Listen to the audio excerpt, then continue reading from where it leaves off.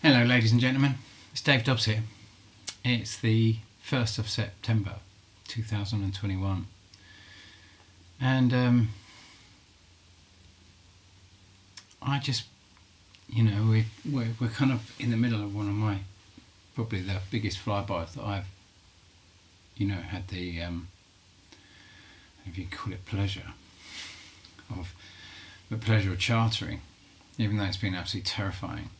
It's been also very awakening experience to kind of charter these objects and trying to make sense of all the data that we've got coming in.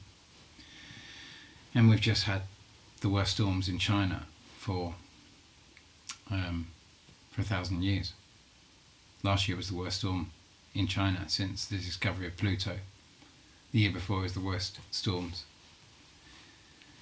since 1998. So we're seeing an exponential increase in storms since 2018 in this kind of June, July, August area of the globe. And we're seeing something clearly affecting the northern hemisphere. We've just seen, as I've been discussing in my last video, you've kind of seen how the Icelandic volcano has gone off since February, March, pretty much non-stop, just like we saw, as I said, in Kilauea in 2018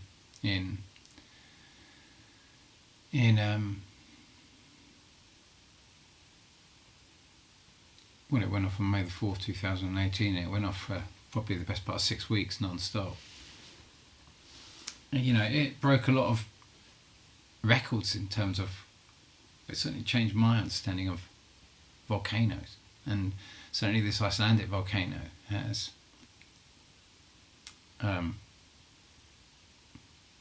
just has been an increase in what happened in Kilauea in terms of magma release.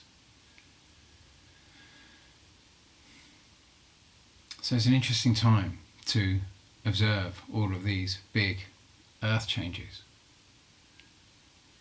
And I saw that Matt Rogers had just released a new video. And do you remember in the last video I talked about Matt Rogers' big shot on the 15th of August 2016 and said how now that is what we call the comet Nearwise. Last year in 2020, it's the same object, except our point of observation when we saw it on the last day we saw it in the night sky was on the 20th of July.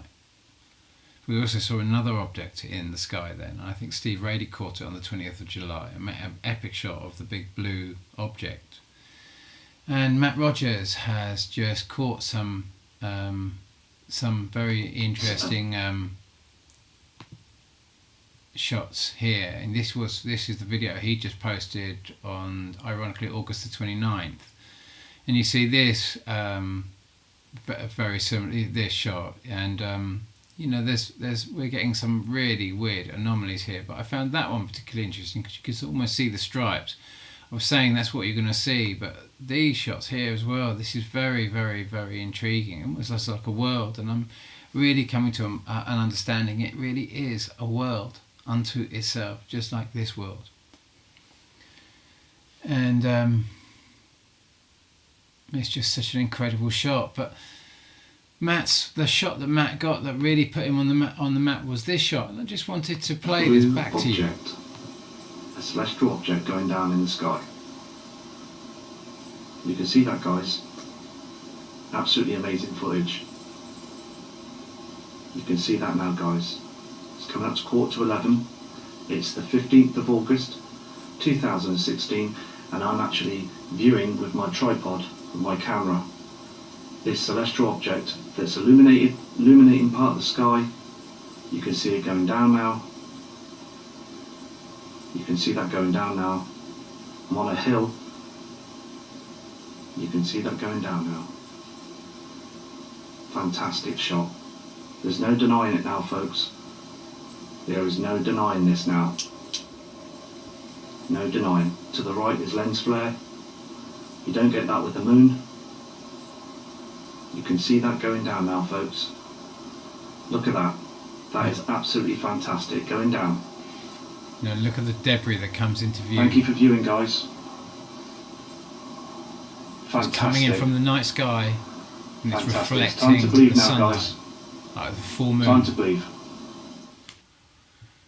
So that was on the 15th of August, and It's very interesting that Matt has just posted an incredible shot there. But so 2017. Now I'm of a mind that is actually this shot coming in from the sunlight, because I always thought it was the other way around, and why I've been so blind with so much of this. But this was my big prediction in 2017, and it came right on the money. And of course the next one was when I went out to America for the 17th of August 2017, which was the next flyby in the range. And of course that came not as big as this, but this was an incredible flyby. This was, it was everything I said you'd see. And it came with an 8.0 earthquake.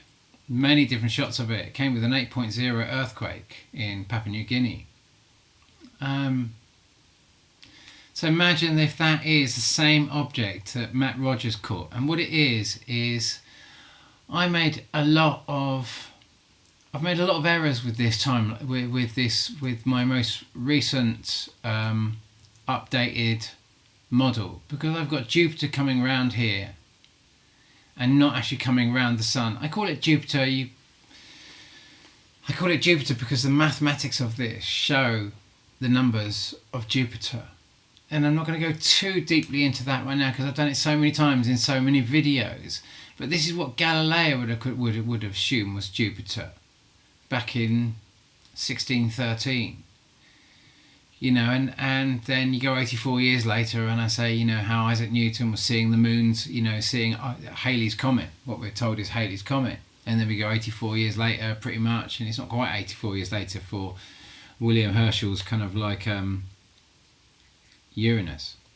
But, you go 84 years after that, pretty much, and you're coming to Neptune. You go 84 years exactly after Neptune, you come to Pluto, and so on and so forth. And we keep discovering this blue planet with these moons, and we keep throwing these kind of stories at it to constantly keep us in this kind of like, in this story that was clearly used to silence Galileo, that we've kind of stuck to. That every 84 years we have to kind of invent a dwarf planet. And this big object that we've got coming round, which I assumed was, we know it's there because, like I say, the really famous shot where we see how it we can kind of see how this object had been tracking with us since the discovery of Pluto above the ecliptic plane there, coming round and around with all its debris coming round and carried on. And that's just stripped out to this one object. And then we come round to the 14th of October 2016 and Jeff P captures this epic shot. Now I assumed it was coming in, like I say,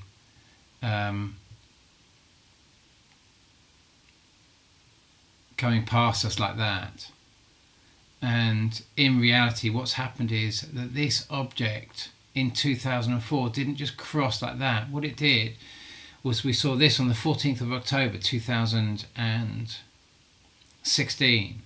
And then on the 22nd of November 2016, we had the massive earthquake. And so it was a big earthquake, and it occurred in Christchurch and Fukushima again. And so we can see that the 14th of October was here, and then the big earthquake directly after was here, which means from here to there to the biggest event. And then it came in and went round our sun, and we then started experiencing it as it's coming round here. Earth started experiencing it obviously in June, in May 2018, and then 2019 and 2020, and each time it moves one calendar further forward. Every time we go round the sun, every time Earth goes round the sun, it's moved one calendar month further forward. And it hasn't come off around here, it's actually come into the sun.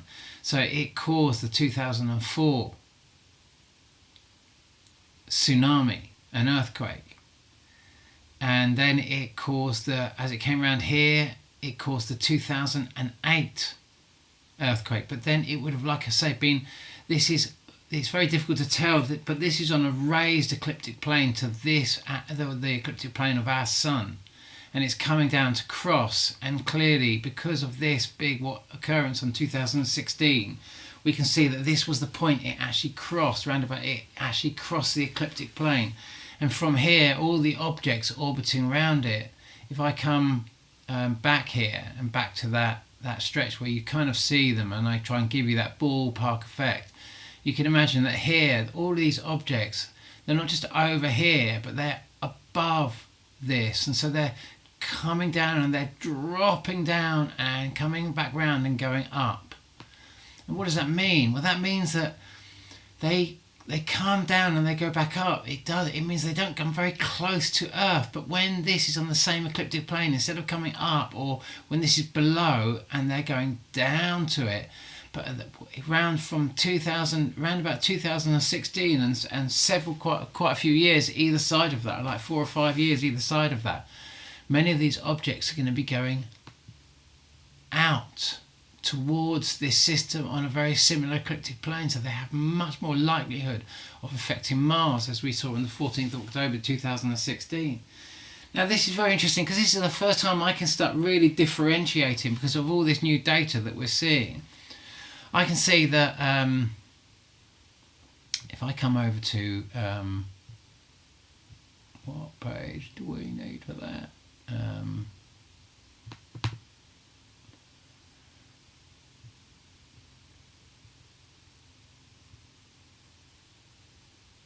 So what's the distance between Mars and Earth? Well, the closest, when they're at the closest, the minimum distance from Earth to Mars is about 56 million kilometers. So I then got my day calculator out, and when I worked out that would be a 39-day difference between 39-day difference between the 14th of October and the 22nd of November, and I worked out what the distance is, and so I've kind of calculated that all out to be that this object, I can now, because of the distance between Mars and Earth and the duration, I can work out, I can get not an exact, but I can get a basic idea that it's travelling. If those mathematics are anything to go by, that I can deduce that the speed of this object is 35,000 miles an hour roundabout, which is, Earth travels about 67,000 miles an hour, so it's about half the speed of our planet. Now, when I come back to, let me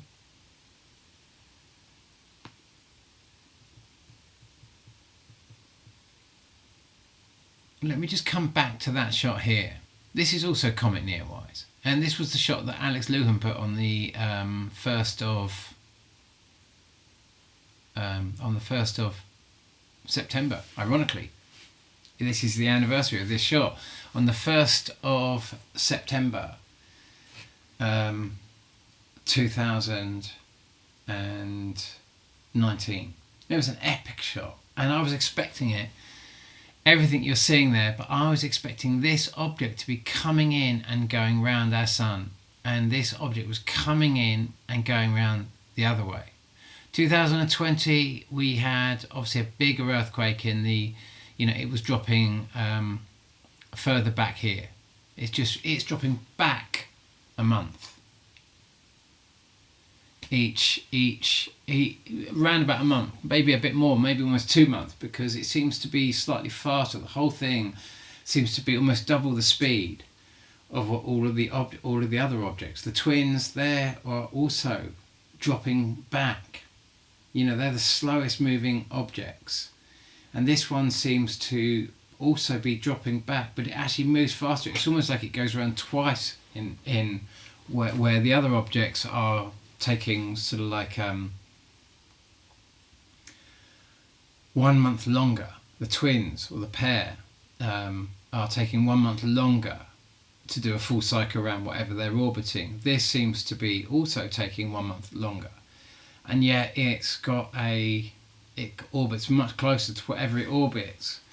But obviously, like I say, I was expecting it to be coming in and carry on going around here. I wasn't expecting it to be coming in and going back around there. And it's what we're expecting to be seeing. And so what I'm trying to say is, where is it? So if we come, that was.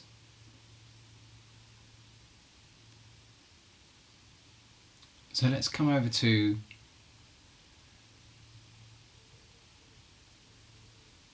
we're going to come to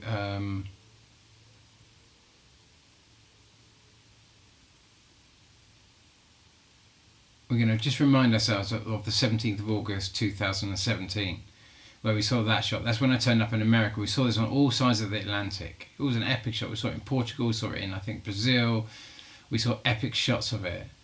And then we come to 2018, and we just saw more epic shots of it. And of course, that's when Killer Whale went off. And do we see the shot that that came with that? Yeah, unfortunately, I haven't got that really famous shot that was put up by World of Signs on the 17th of August 2018. But it was at the same time as that, and it was an epic shot, and maybe it is up there, but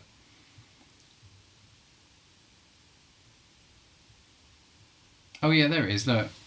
And that was the shot that came in, as I often say, that it was the one that wasn't in my model, and we had all this kind of like all this incredible data that something massive was affecting the Earth, and then we got this sign, and it was just like, how does that work? How does that work? How can that be there? How can this thing be on both sides of the solar system at the same time? How could it possibly go right round our sun? How could, there were so many how could questions. And what they'd done is they'd forced us into a situation where we were just looking at a heliocentric model that just didn't make any sense. And so all we could just keep saying is, no one can understand this, no one can understand this, it's not possible to understand.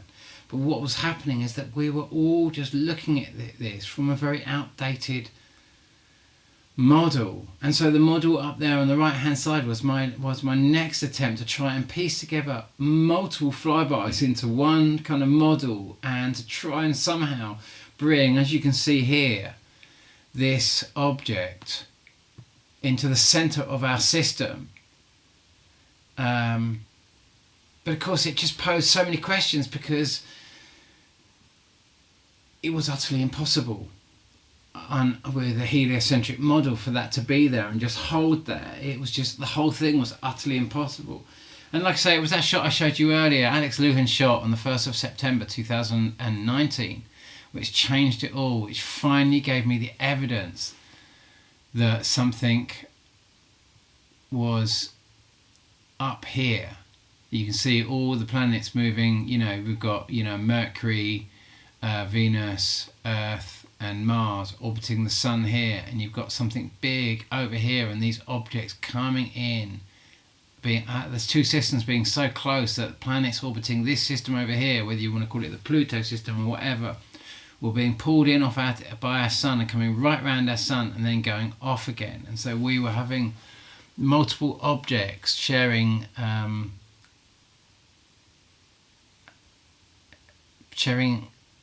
experiencing our sun, coming around our sun and affecting all the planets in our solar system. And that, as far as I can see, is what's coming in now. Because if we from that point, like I say, from that point, let's just come back up to now, let's just come back now to, you remember what's Nick Thomas's shot on the 9th of July 2020.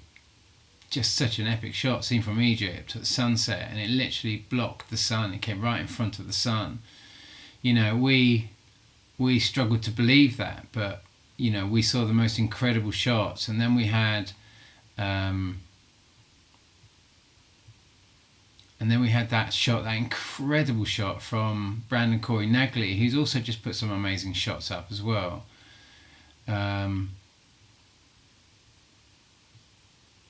Such a shame. Yeah, this shot here, and you know, this I'm of a mind now literally was comet nearwise, and then we go back to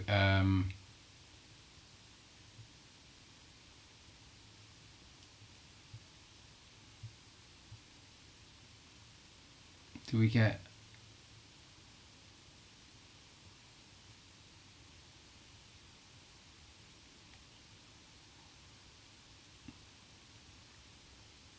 you know, that was comet nearwise as well, in my opinion, in 2018, at the beginning of 2018. You know, we've just seen so many epic shots of this thing coming in and going out, and we're just starting to separate. This big object that I call Hydra is actually the big blue planet. It's not one of the twin towers at all. It's this big object that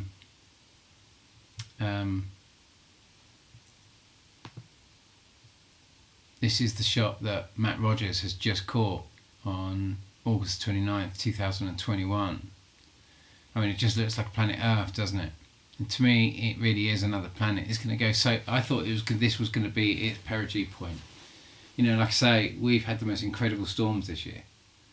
Most incredible flooding, all in the northern hemisphere. You couldn't get any more than that. And I just... Well, you can, because this is going to be exponential. We're going to see the same thing next year. But like I say, we've got... You know, we have to also remember that the twin tail objects now... you know, we can't believe any of these shots anymore. There's so much stuff that we seem to be screened off from, in terms of we just hide behind this wall of belief. We can allow ourselves to kind of back a system that is just corrupting everything on so many levels, and none of this data we can... It's like none of this data we can believe. You know, I told you last time that a very dear friend of mine had died. And it seems that 8 weeks before she died, she'd had the you-know-what. Which we don't need to say, really, because, you know, it could be anything I'm talking about. But those of you who kind of know what I'm talking about, then you know what I'm talking about. But a lot of people are in unbelievable cognitive dissonance. And if you don't know what I'm talking about, it's just this information isn't for you. But she'd had what you might guess, or might not guess, what I'm talking about. And 5 weeks later, she became ill, and she got taken into hospital, and she went from a place, you know, where she'd been hiking over mountains and that sort of stuff, and then within 3 weeks she was dead. Her heart massively expanded, and it's like she rejected all her organs or something, you know. She had no memory of who she was before she died. She didn't know where she was. And you know, she went from... She did the same sort of thing my mum did, but my mum did it over like 10, 15 years. She did it in 3 weeks. Into like an old lady, and 44 to a very old lady in 3 weeks. Can't be the vaccine yet. Anyway, you know, there's a lot of stuff that's happening at the moment that our cognitive dissonance doesn't allow us to see. It rules over our ability to see, and it seems that whatever this is starting to understand where cognitive dissonance really comes from. We're all starting to get a window of ourselves in this.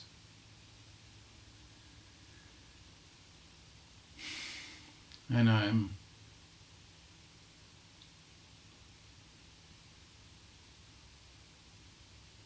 amazing shot there, isn't it? Roger's latest shot. He kind of brings up quite a big debate about that, but that is the same thing that we've been catching in this in this June, July, May, June, July, August kind of position. You know, this was the same shot that Nick Thomas caught last year. And in fact, that, you know, I talked about in my last video.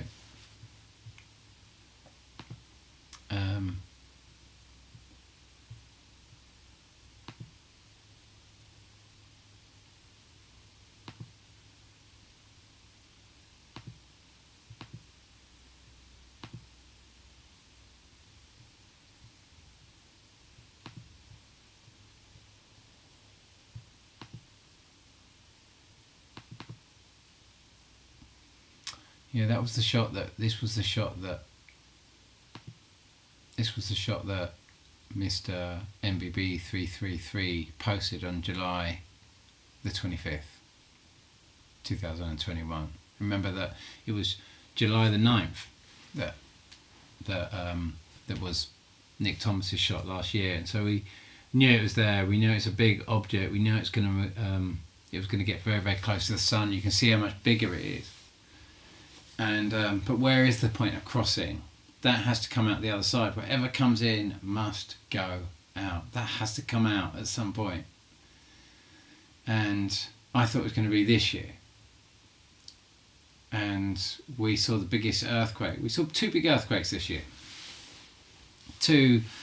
One was in, well, let's go to and have a quick look.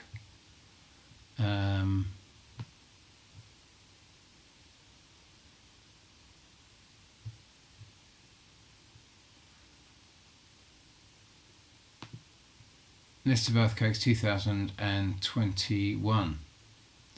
So the biggest was August the 12th. But what's interesting is March the 4th was the next one. And so we're already coming now back to the February-March position. So one of those, the top one, is the big blue object, that thing that we've been chartering. We know it's there. And this one here is actually one of the twins. The March the 4th is one of the twins. So you think about, we think about the big 2010 earthquake on the 27th of February 2010, the 8.8 in the standalone earthquake. It was absolutely massive. It was an 8.8 on the 27th of February 2010, and then we go 1 year and 13 days later, and we have what was originally listed as a 9.6 in Fukushima, the one that caused the Fukushima disaster. There was a 13-day difference between two of the biggest standalone earthquakes outside of the 2004 tsunami and what have you, on Boxing Day. Now I also think that on the 26th, so it was on the 27th of February, the big earthquake, but on the 26th of February 2010, you had the big Icelandic volcano going off, and that was a massive eruption. That was an absolutely massive eruption. And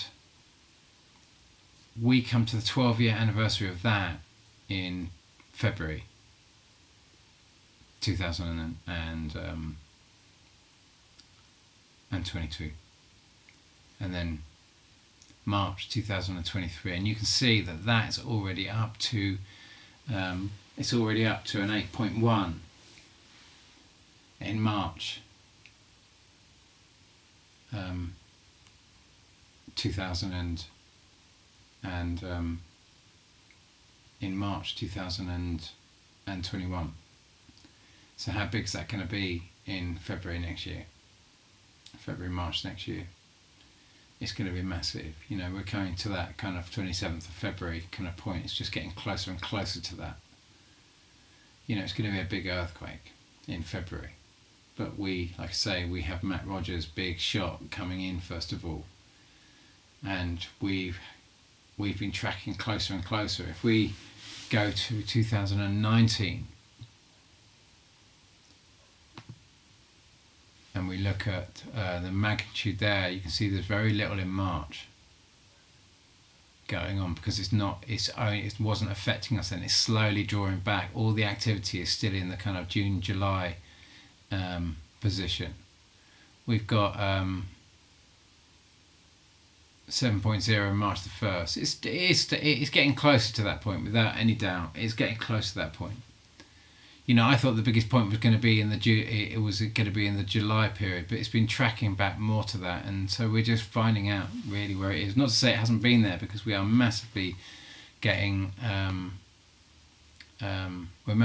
affected by it. And if I come up here and let's go over to Brandon Corey Nagley's channel and see his videos, and we come to, that was 2 weeks ago.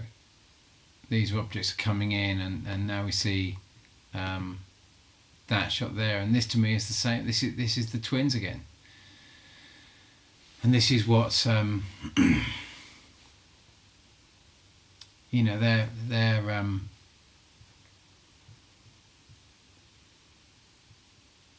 you know, if we come back to 2010, 2011, and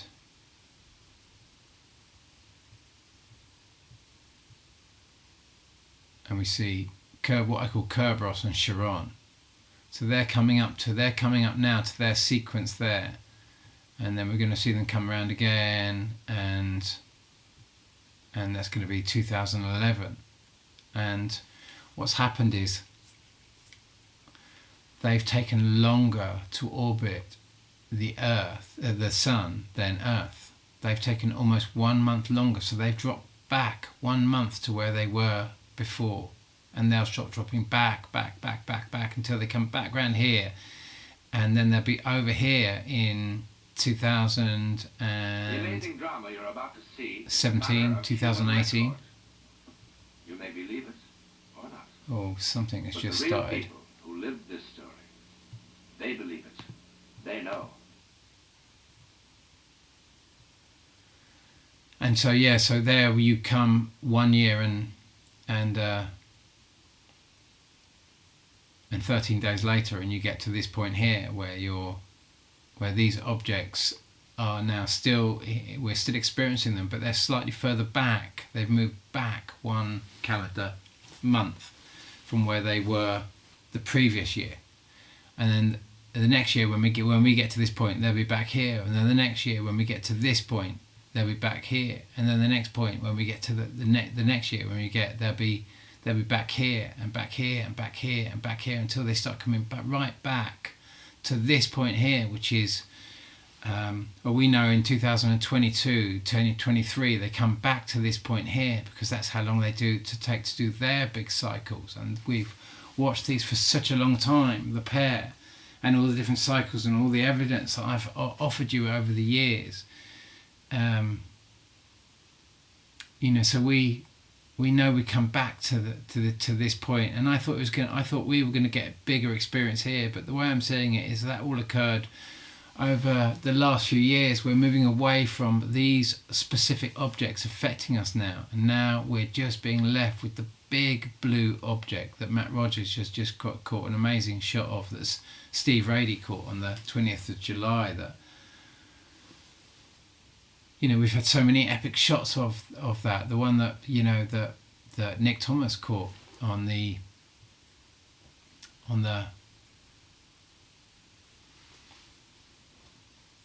9th of July 2020, and that, you know, this big object here, you know, we're not going to experience that till next year now, and we don't really know the exact point of crossing, and we don't even know if that's going to be the most closest kind of perigee point, the closest point to our Earth. You know, you can imagine that when this object came round in 2008, it would have been round about here and cutting back up to the system that was above us, because, like I say, I'd shown you the 2016 crossing point. So anything coming off this and coming back round, going up, You know, you can understand in 2008 we would have, 2004 we experienced it coming across here, and then we were going round and around and around, and we suddenly synced up to it in 2008 here, where we get the Sichuan earthquake. But the reason why it didn't keep syncing up, so 2009 and 2010 and 2011 more extreme, was because instead of coming around and coming out here in 2008, after that it was heading back up to the system, not out. This is the first time in 1800 years that this system has been able to come in, come round, and actually do an exit through this area here and start affecting us out here. So we start seeing these absolutely extraordinary shots, these Galileo shots, these William Herschel shots, these kind of like these Neptune shots, these kind of Pluto shots, these Isaac Newton shots, these 84-year cycle shots that are very, very, very rare, that are a once in a lifetime activity to see. You know, it's quite amazing that Matt Rogers has caught so many of these epic shots. You know, I really take my hat off to him, and I take my hat off to his dedication for keeping the stuff up there. You know, I might have this all wrong, and in so many ways I've probably so overly complicated this, and this model now needs so massively updating because it's changed so much and it's getting more complicated. But you know, when we see what happens with the remember, let me just come to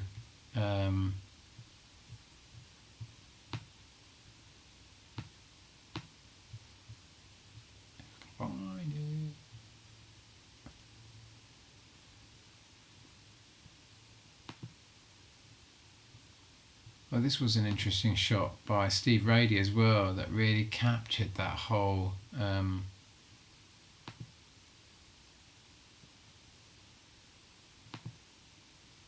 real kind of like vibe of something. You know, we none of us truly know, but when we see these patterns, we kind of like. But the shot I wanted to show was. Etna's just going off today. You see, Etna's very symbolic. We're getting massive eruptions from Etna. That's what prompted me to make a video today, really. But if I come back here to this video that I posted on the November the 2nd, when we discovered what was it?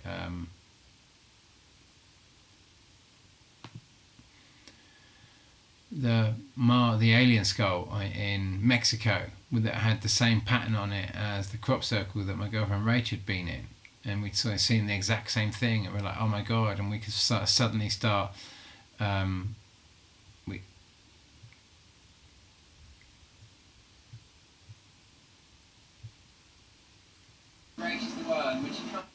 we could suddenly start, you know, for understanding the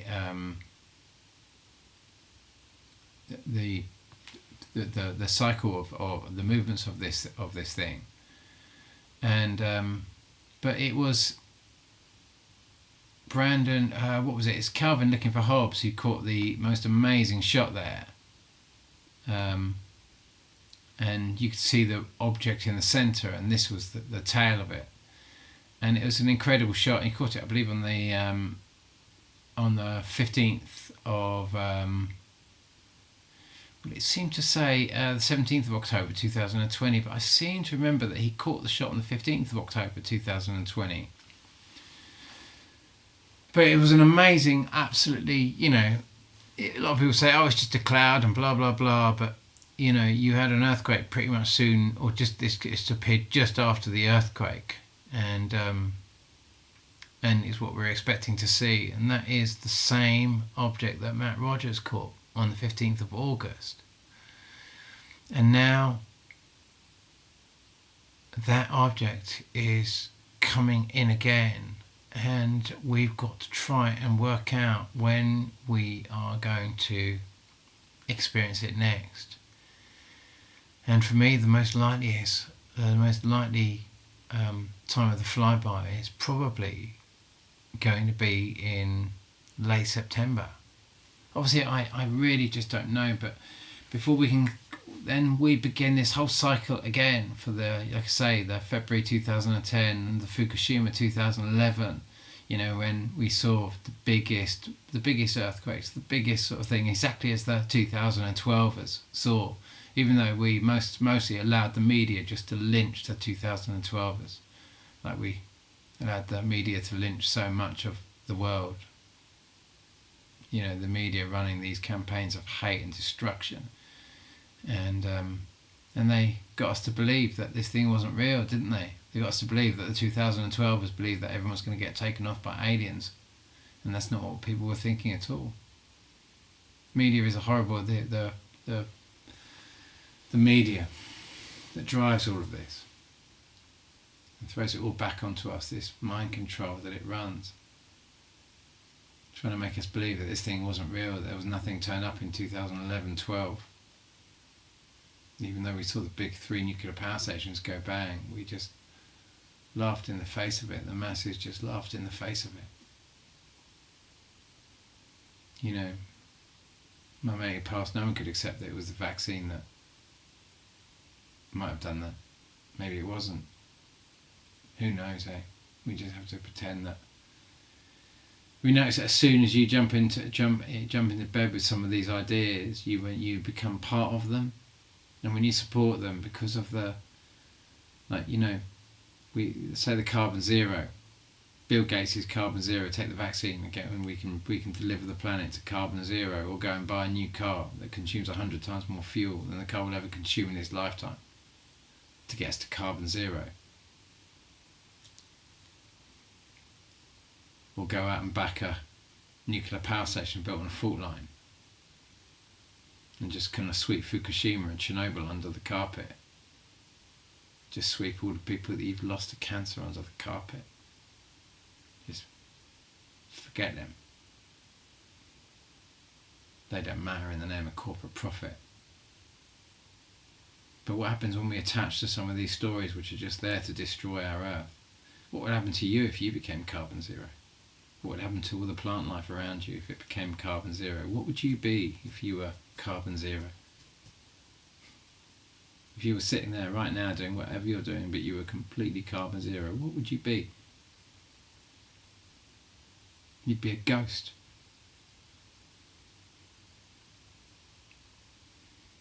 Carbon zero is a ghost story.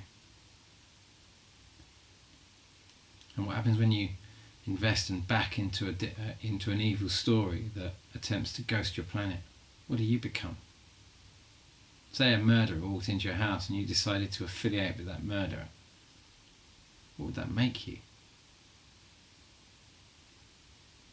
And what happens if you joined their plan? What would that make you in the eyes of people around you? Karmically, what would that do to you? Even if you were innocently involved in it and you didn't fully understand how you'd been manipulated, but the money was just so good. You know, what happens when you attach to something very heavy that's going down? See, someone threw an anchor overboard on the ship you're on, and someone tied the rope around you and then chucked the anchor overboard. What would happen to you? This is the problem with attachment. Attachment to very heavy stories, which are there just to destroy your worth and to lead you into bondage. To take our very best, our best environmentalists, and feed them nonsense propaganda, bullshit data, which they attach to, and because it's karmically damaging to this earth to attach to that, they get dragged down with it, and suddenly they become the mouthpiece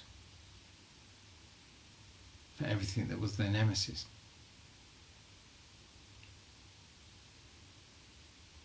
That we can't see any of this, and we just become blind to it.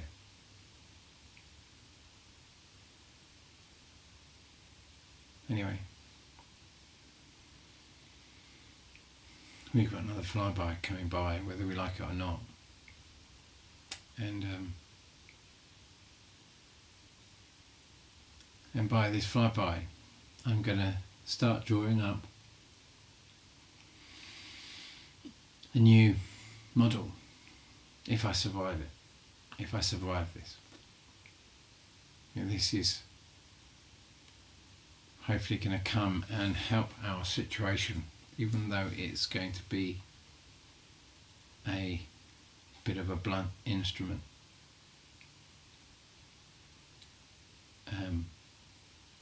This apparently is going to help our Earth. We're just about to start vaccinating the over 12-year-olds in this country. In many cases this will be over and above the parents' choices. So there'll be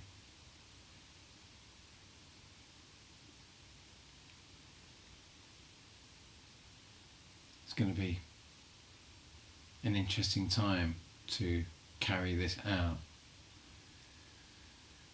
And it's quite funny that this next flyby comes in almost the same time as they begin this process of doing this to our children.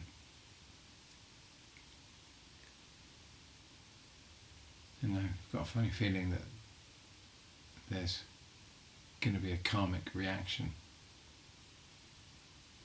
When I opened up my communication, I wrote laughing gas, and that's how I kind of began my kind of opening myself up to a higher frequency of transmission. And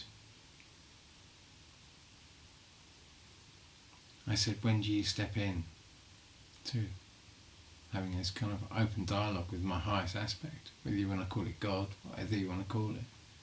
And it said, as of the moment, I have both feet in, but if you don't want me, I'll take both feet out. And this is really just, you don't need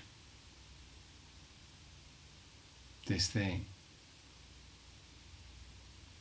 to have or not have your ego as your divine soul.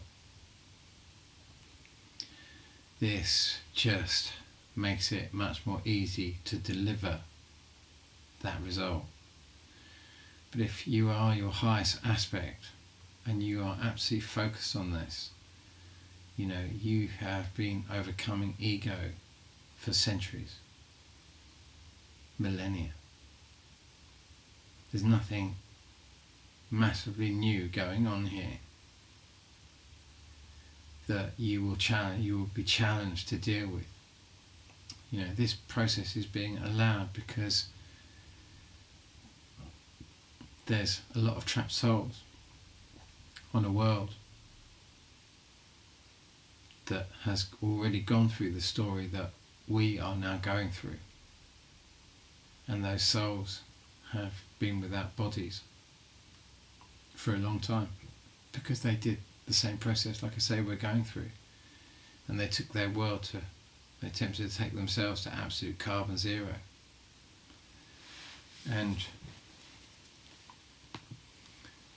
such things come with a price. Such things come with a price. And then they are used in their broken state, in their bodiless state, to break other worlds. And so on and so forth, and on it goes. And all that's being attempted to do here is to reverse this travesty of events and bring those souls back to the table of life. That's what's really happening here, is that duality is ending, and each and every one of us isn't choosing a side, we're simply choosing a soul. And when this is done, Earth has got to go through its process now of absorbing all these new souls that are about to enter and letting go of a lot of old souls that are ready now to move on to the next phase of their evolution. So new arrivals coming in, and departures. Lots of departures as well. That's all this is. It's the comings and the goings. It's the beginning and the ends of the cycles. It's the beginning of an age and the end of an age. That's all it is. It's not the end of the world. It's not the end of the universe. It's new initiates coming in and new masters moving on to the next level. And you're all here to play your part in this big story, whatever it is. You know, my part of this story is nearly done now. I've just opened you up, as I've been opened up through this process, to a new way in which this whole system works and how it orbits.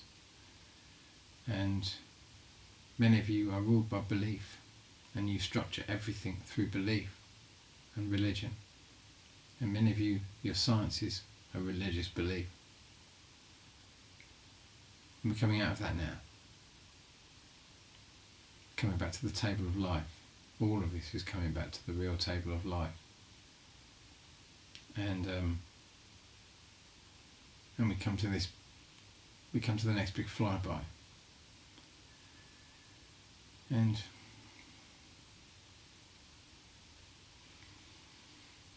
it's like the layers of the onion. It's just another layer. Well, I want to stay at the end of this. You know, my guide said, David, I've bound you to your base. That's what my guide said to me back in about 2011.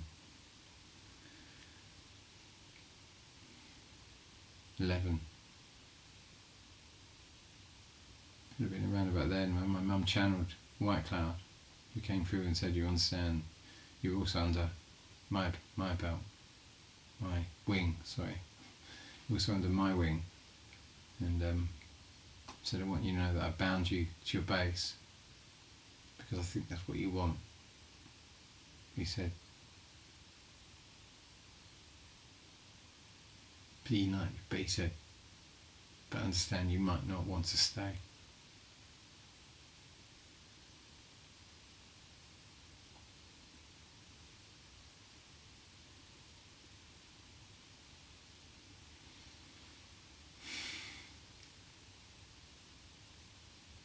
It's going to take a little bit of time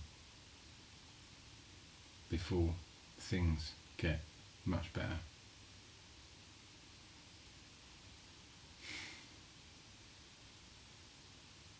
So just go with it. You've got nothing to fear with what's coming in. Nothing to fear. It is what it's going to be. There's not one of you that's going to get out of here alive. None of you. You knew and you know that anything living on this planet has a shelf life. Anything and everything has a shelf life here. And so it's a real time of making the most of your time. You know, this time I've been doing up this new boat I bought, Gracie May. And for me, you know, it's not about doing this boat up for any grand escape plan, or it's about creating something that exists on a higher level, that exists here, that I can put energy into here, which exists on a higher level, which connects all the magic that exists here. And because that money came from my mum, and because of the whole link, that I understand that Gracie lives on.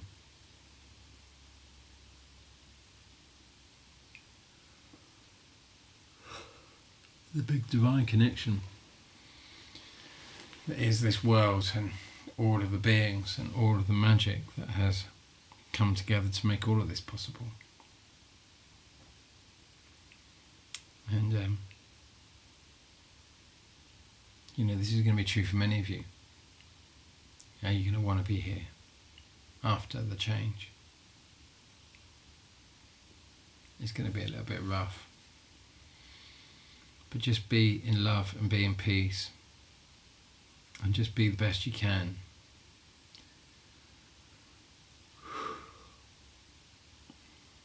You know, I'm too exhausted with it. I've got the most terrible neck ache today. And the backache and everything else that I feel are actually terrible. And I feel anxious about everything. It's like being a crazy science fiction novel. But this has to happen, this process. Because I'm of a mind that in the future you don't just see one dead planet, i.e. Mars, you see two. And the plan is to let there only be one dead planet out there. Let that be the lesson that stops the second planet from dying, that stops Earth from dying. And that's what this is, this is giving Earth an opportunity to take a different path, to give Earth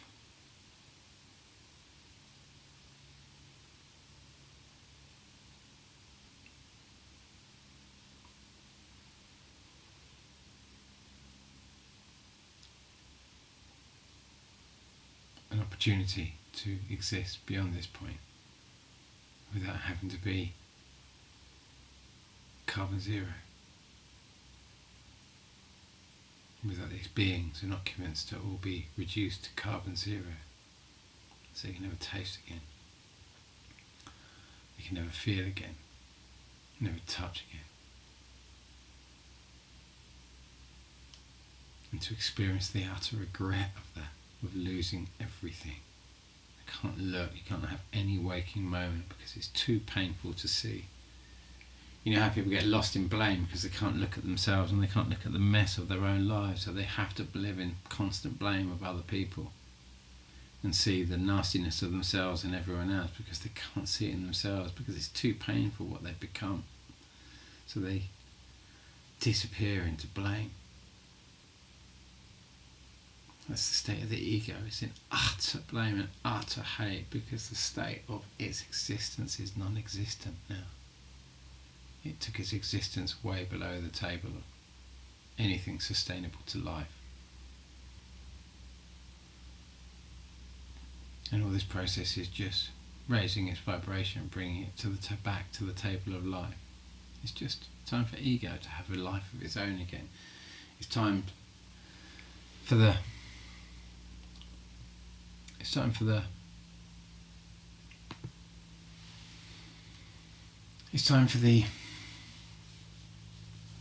fallen angels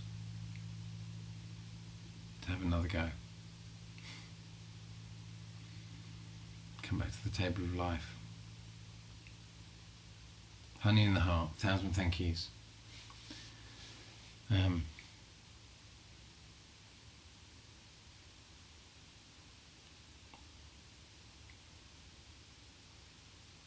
Good luck with this passage, however big or small it is. Good luck. Yeah, I will.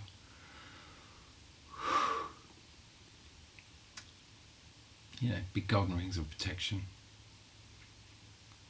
I'm utterly exhausted at the moment. I can imagine so many of you are the same. It's just such an overwhelming time.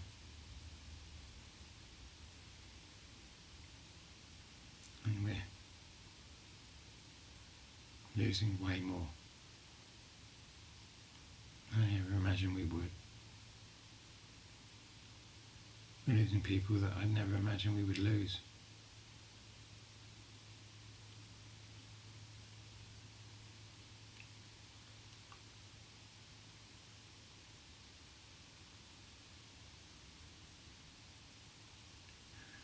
Honey in the heart, 1,000 thank yous and big golden rings of light. Take care.